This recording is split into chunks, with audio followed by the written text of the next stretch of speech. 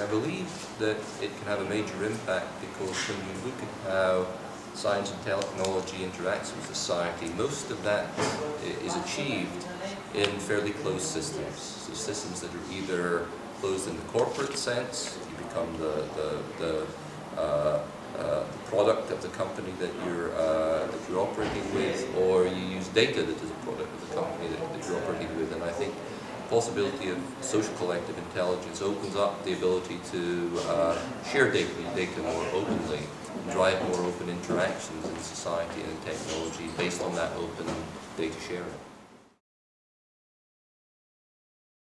So I think the big challenges are in the world of abstract computer science, ironically. So they have to follow through into the technical side of things.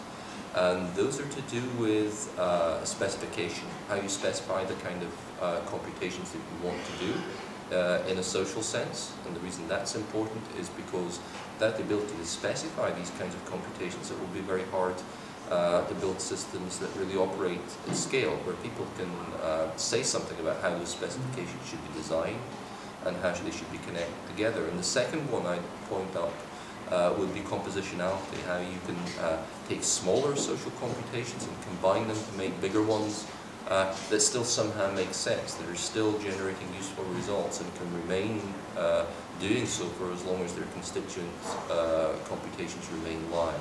So those are fairly abstract, theoretical concepts, but they have to apply to the technical world and be made practical. So I think it changes my perspective quite fundamentally, because my original research was, as for everybody who's been at this kind of job for quite a long time, was looking at semantics of knowledge and how you understand knowledge, typically in a very localized context where you could